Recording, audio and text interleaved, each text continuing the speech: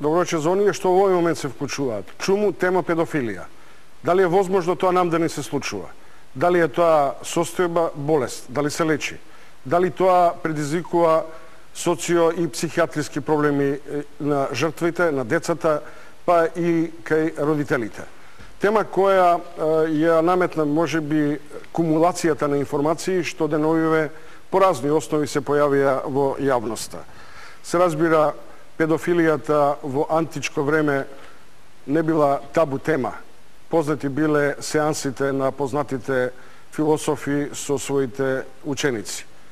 Познати светски писателски имиња биле педофили.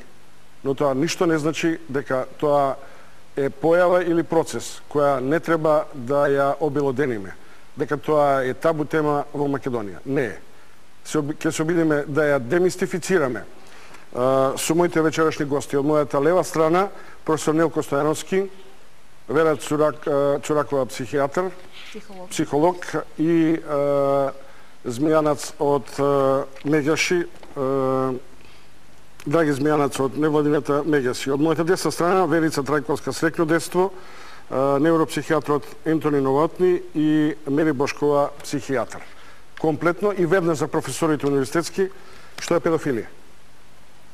Ако ме гледате мене, можеме да почнеме со едно дистингвирање, разликување на сексуалната злоупотреба на деца, кој што е еден поширок поем, и педофилијата, кој што вие споменавте, ама да оставивте некоја празнина во тоа дали е или не. Педофилијата дефинитивно е болест која што е влезена во психијатриската нозологија, односно психијатриската класификација како јасно врамковен проблем, психијатриски проблем. Таа, ако зборуваме за педофилијата по дефиниција, таа опфаќа луѓе кои што имаат сексуални фантазии, сексуални нагони и сексуални активности со деца од предпубертетска возраст. Значи, првиот критериум да зборуваме за педофил дека тој општи сексуално на било каков начин, како што спомена вашата репортажа, па макар и само со сексуални допири со дете кое што е под 13 годишна возраст.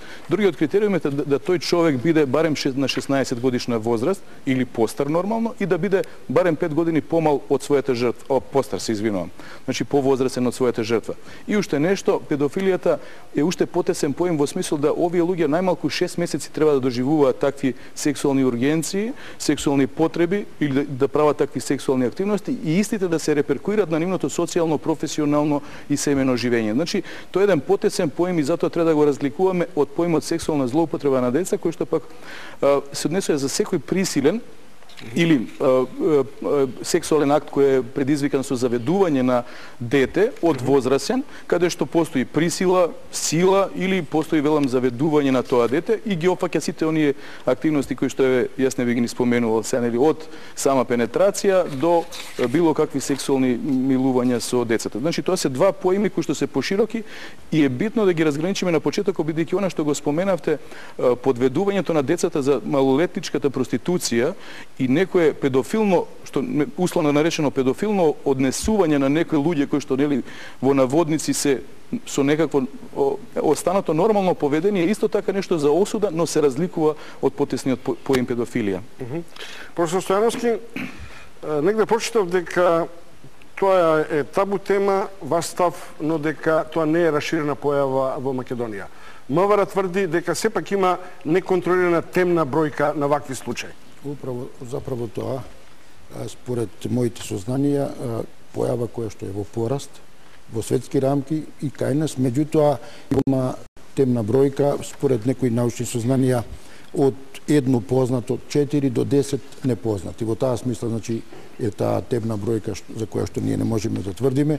Инаку, нашо пред малку господин Новотни зборуваше, тоа е една девијација во сферата на сексуалните односи, наместо нагонот да биде насочен спрема нормален, да речеме, објект, овдека е обично према дете, јас би коригирал до 14 години, обично ги сметаме за деца и може да биде тоа и од еден пол и од друг, може да бидат од хомосексуални и од хетеросексуални, нели, настраности во овој случај да зборуваме.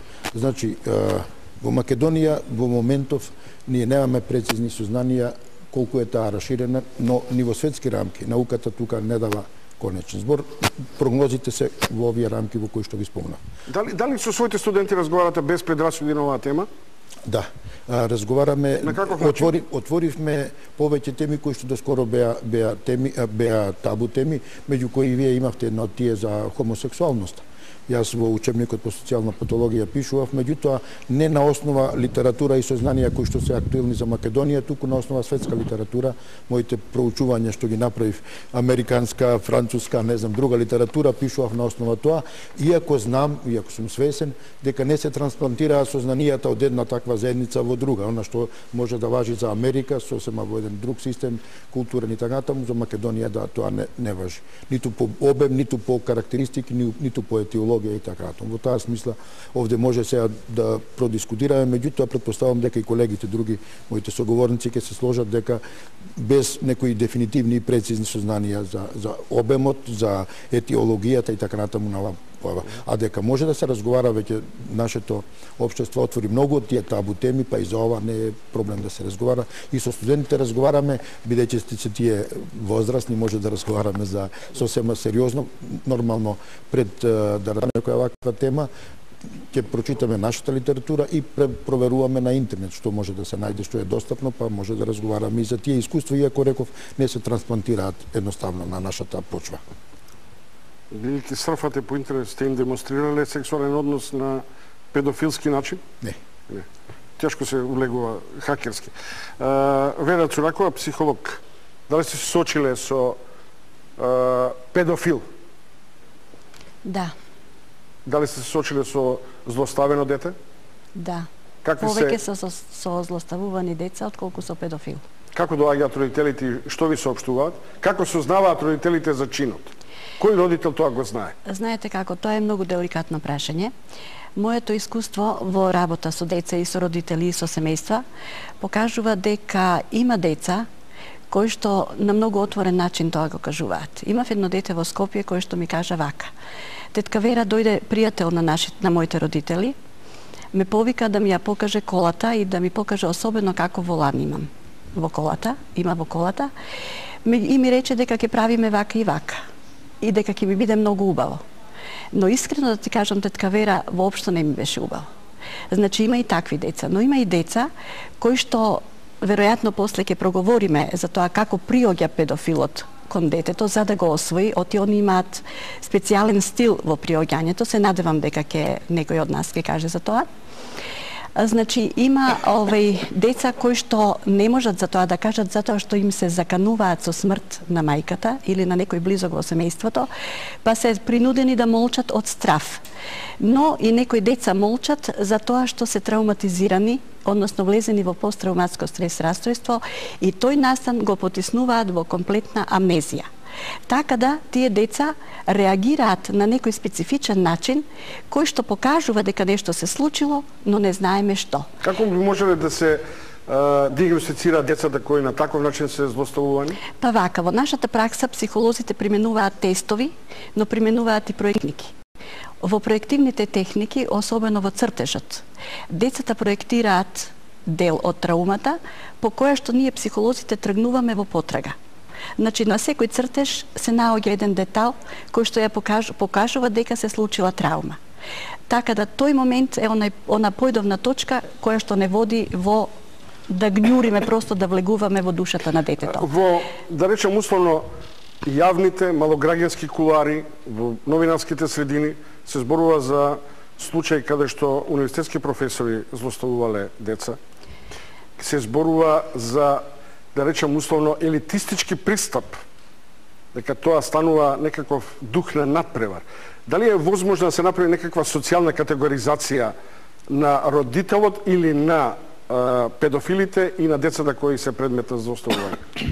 Па вака,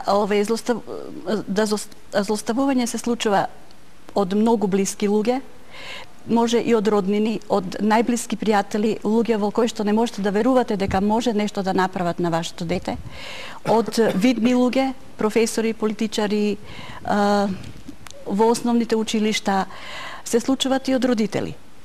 Така да, кога ќе се случи таква злоупотреба на дете, многу е тежок патот да се дојде до вистинскиот проблем, да се открие дека се работи... Кој го диагностицира инцесот? Како доаѓате до тие информации? Кога се работи за однос родител? Знаете како, прво мајката приметува дека нешто се случува со детето и го носи на лекар. Матичниот лекар нормално по симптомите што ги наведува мајката, го упатува детето на психијатар и на психолог. Знаете како, психијатрите и психолозите имаат едно големо поле, заедничко поле за работа, тоа е душата на човекот. Меѓутоа, психијатрите... Професор Новотни, како е возможно да го откриете педофилот? Како би се случило, например, тоа? Тешко е возможно. Јас морам да направам една интервенција, бидејќи вие зборувавте за некаква социјална стратификација на овие лица и литературата е многу децидна. И дека тоа е мит. Мит е дека овие луѓе потекнуваат од некој низок социјоекономски слој или така, ги има ни сите слоеви. Неточно е и уште еден мит е дека тоа се луѓето професори или се доктори. Проблемот е што можеби некаде можеме го лоцираме проблемот во тоа да овие луѓе бираат професии каде што им се блиску на фат, на допир децата. Тоа е оној социјален момент, можеби, кој што некако предодредува некој професор, но повторно не треба да се земе како закон, како правило. Диагностиката на педофилот е нешто што е навистина тешко и јас морам да признам за жал дека во психијатриските ординации ние не можеме да го најдеме без да биде доведен од полиција. За жал.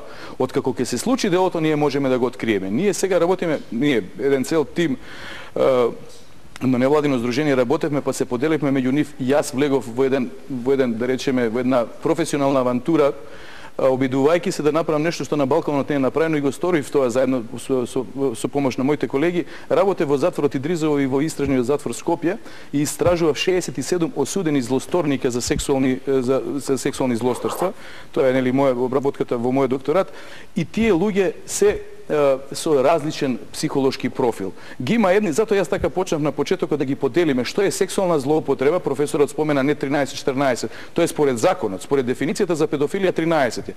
Но според нашиот закон сите луѓе кои што општат сексуално со лица под 18 години спаѓаат под категоријата полов напад врз дете. Така да во оваа моја група од 67 луѓе постојат и луѓе кои што имале сексуални односи или на некаков начин имале сексуална интеракција со деца, односно постари малолетници на 14 години. Овие луѓе се претежно во оваа група, кои што избирале жртва со поголема возраст, повеќе се со некакви психопатски карактеристики, тоа покажува оваа моја студија и некои интернационални студии, значи повеќе имаат насилни карактеристики, тоа се луѓе кои што имаат и мултикриминална историја, значи меѓу сето друго што го правеле, грабежи, разбойништва, силување на возрасти, силувале и деца. И тоа не се тиче педофили. Другата категорија на лица... Велите дека имаат агресија. Овде забележувам дека педофилите обично не се агресивни личности. Токму тоа е делот кој што не го докажав, се извинувам. Значи, оваа втората категорија на луѓе кои што воглавном бирале жртва по 13 години и влегуваат во оваа категоризација на права педофилија, или според психијатриската нозологија, тоа се луѓе кои што се повлечени, луѓе сенки, луѓе дури некаде во некој наш опис, нека ми простат, јас сум психијатар, не би требало да рекам, ги нарекува популацијата лигави стари човечиња, што е повторно мит, но се луѓе кои што се особено несигурни во себе, особено се подложни на тоа да се подлизуваат, да се наоѓаат некаде во позадината и никогаш психосексуално не созреале да имаат некаква сексуална интеракција. Доктор Мери Бошковска, има статистика? Па, вака статистика нема, бидејќи во нашава држава се уште нема еден званичен протокол низ кој сите би се придржувале, да речеме полицијата ако се пријави делото, исто така центрите за социјална работа кои што треба да ја координираат, би требало да ја координираат, ја координираат таа работа, но тие се јавуваат, може да се пријават во центарот, може да дојдат кај психијатрите, кај психолозите, така да нема на едно место да се соберат сите. Дали МВР која ќе идентификува, открие таков случај, ве повикува вас, психолози, психијатри, невропсихијатри, да го детектирате случајот и да ја видите темната страна на случајот? Вака, процедурата е ако тоа биде пријавено во полиција, тогаш има јавното тужилаштво, покренува постапка. Сега може судот да бара психијатриско вештачење, да речеме од страна детски психијатар, за да се докаже дали детето ја зборува вистината или лаже, дали тоа се случило или не. Децата ги испрашуваат